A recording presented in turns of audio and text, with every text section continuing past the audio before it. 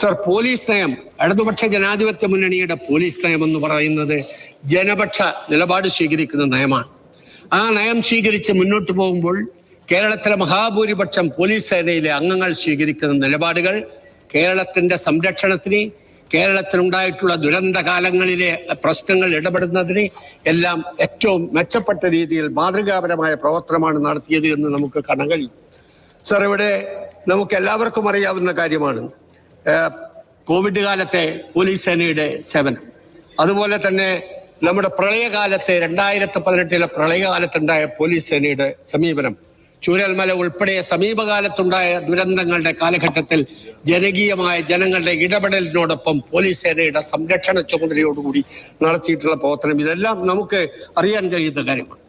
Sir, ലഹരി മയക്കുമരുന്ന് മാഫിയകൾ നിയന്ത്രിക്കുന്നതിന് വേണ്ടി കേരള പോലീസ് നടത്തിക്കൊണ്ടിരിക്കുന്ന പ്രവർത്തനങ്ങൾ, ഈ സമീപകാലത്ത് അതിൻ്റെ കേരളത്തിൽ കുറ്റവാളികളായ ആളുകളെ കണ്ടെത്തി നിയമത്തിന് മുമ്പിൽ കൊണ്ടുവരുന്നതിന് വേണ്ടി സ്വീകരിച്ചിട്ടുള്ള ഒട്ടേറെ പ്രവർത്തനങ്ങൾ, ഇതെല്ലാം ലഹരിമുക്ത കേരളം എന്ന ലക്ഷ്യത്തിലേക്ക് മുന്നോട്ട് പോകുന്നതിന് വഴിവെച്ചിട്ടുണ്ട് എന്നുള്ളത് ഈ കാലഘട്ടത്തിൽ നമുക്ക് കാണാൻ കഴിയുന്ന കാര്യമാണ്.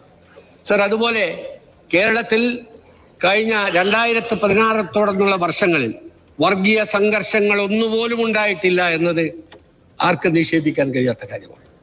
ഇവിടെ ഒരു വർഗീയ സംഘർഷത്തിനുള്ള ഒരു ശ്രമവും നടത്താൻ ആർക്കും കഴിയുന്നില്ല.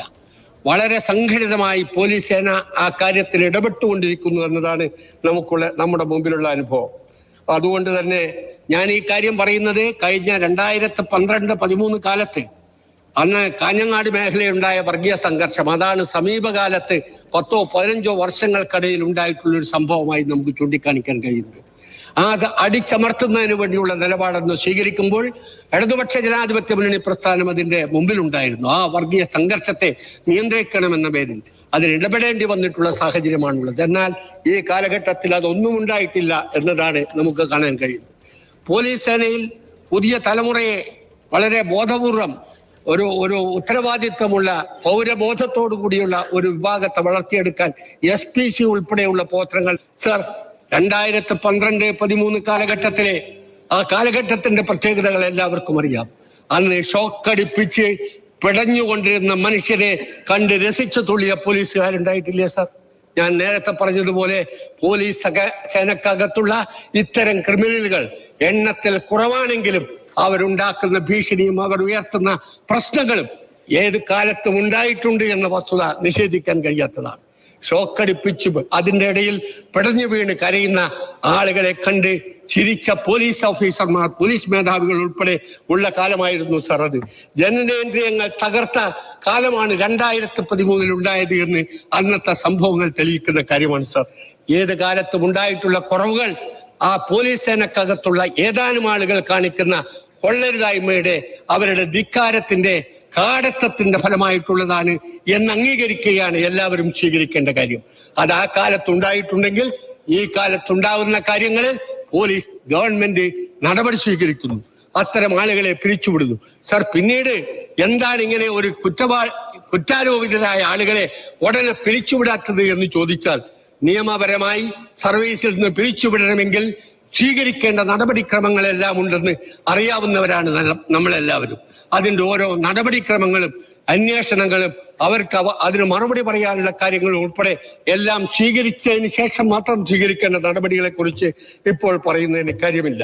സാർ, നബിദിനാഘോഷ ഘോഷയാത്രയിൽ ആലപ്പുഴയിൽ ഉണ്ടായ വെടിവെപ്പ് മറക്കാൻ കഴിയുമോ സാർ? അതിന് എന്തെങ്കിലും ന്യായീകരണമുണ്ടോ സാർ? ഏതെങ്കിലും തരത്തിൽ 1982 ശ്രീമാൻ കരുണാകരൻ മുഖ്യമന്ത്രിയായിരുന്നപ്പോൾ, വയലാർ ആഭ്യന്തരമന്ത്രി ആയിരുന്നപ്പോഴും അല്ലേ സാർ ഈ കാര്യം നടന്നത്? ആ ഗവൺമെന്റിന്റെ ഉത്തരവാദിത്വം എന്തായിരുന്നു എന്നുള്ളത് തീർച്ചയായും അന്ന് ചോദ്യം ചെയ്യും എന്നുള്ളത് തീർച്ചയാണ്. പക്ഷേ അത് നമ്മൾ ആലോചിക്കേണ്ടത്, ഏത് ഗവൺമെന്റിന്റെ കാലത്തും വഴിവിട്ട രീതിയിൽ പ്രവർത്തിച്ച പോലീസുകാരുണ്ടെങ്കിൽ, പോലീസ് ഉദ്യോഗസ്ഥന്മാരുണ്ടെങ്കിൽ, പ്രഖ്യാപിത പോലീസ് നയത്തിന് വിരുദ്ധമായി പ്രവർത്തിച്ചാൽ അവരുടെ പേരിൽ നടപടി സ്വീകരിക്കുക തന്നെ ചെയ്യും.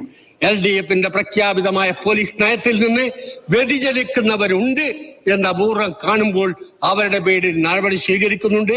തുടർന്ന് അത്തരം പ്രവർത്തനങ്ങൾ ഉണ്ടായാൽ മുഖം നോക്കാതെയുള്ള നടപടിയായിരിക്കും കേരളത്തിലെ ഗവൺമെന്റ് സ്വീകരിക്കുന്നത് എന്ന് ഈ സന്ദർഭത്തെ ചൂണ്ടിക്കാണിക്കാൻ ഞാൻ ആഗ്രഹിക്കുകയാണ്.